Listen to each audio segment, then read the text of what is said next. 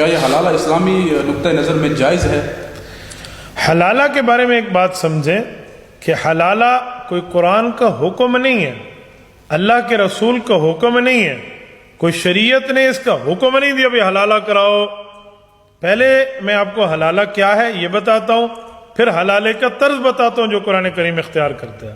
اللہ فرماتے ہیں فَإِن طَلَّقَهَا فَلَا تَحِلُّ لَهُ مِن بَعْدُ حَتَّى تَنكِحَ زَوْجًا غَيْرَهُ، کہ سنو اگر خاوند نے تیسری طلاق مغلظہ دے دی، کیونکہ الطلاق مرتان، دو طلاقیں پہلے گزر گئی ہیں جس کے بعد رجوع ہو سکتا ہے، اگر تیسری طلاق دے دی فَلَا تَحِلُّ لَهُ، تو یہ بیوی اس کے لیے حلال نہیں ہے، ختم ہو گیا۔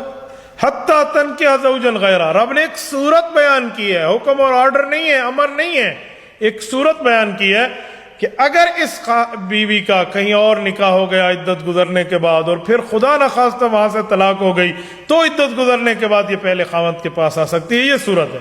آج کل لوگوں نے حلالہ سمجھ لیا ہے، ہاں جی میری بیوی کو طلاق ہو گیا تو اس سے نکاح کر لے جی، 500 پکڑ صبح میری بیوی کو فارغ کر دینا، ہاں جی یہ التیس المستعار، کرائے پہ لیا ہوا جانور ہے، حدیث پاک میں آتا ہے، اس سے 100% محفوظ رہیں، یہ حلالے نہیں ہیں۔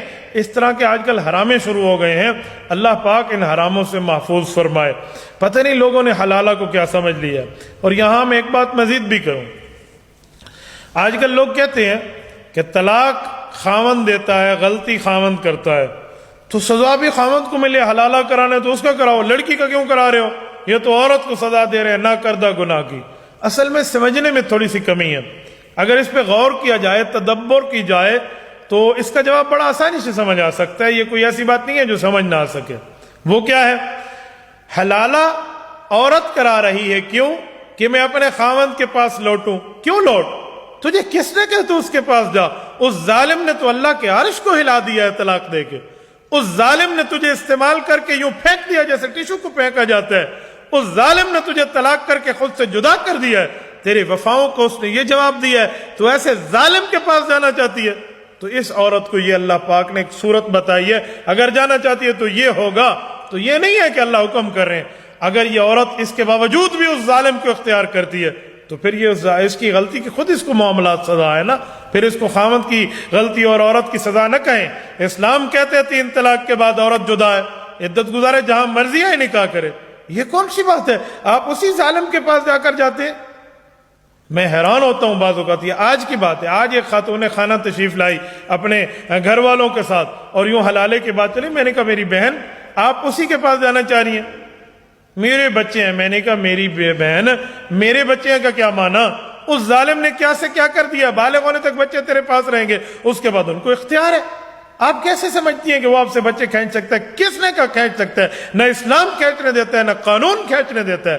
آپ قانونی چارہ جوئی کریں۔ تو اس سے لوگوں نے حلالے کو بدنام کیا ہوا ہے۔ حلالہ یوں نہیں ہے جس کو سمجھا جا رہا ہے اسلامی حلالہ اسلامی، اس لیے ہم حلالہ نہیں کہتے، حلالہ شرعیہ کہتے ہیں۔ کیوں؟ قرآن نے کہا ہے فَلَا تَحِلُّ لَهُ مِن بَعْدُ حَتَّى تَنكِحَ زَوْجًا غَيْرَهُ۔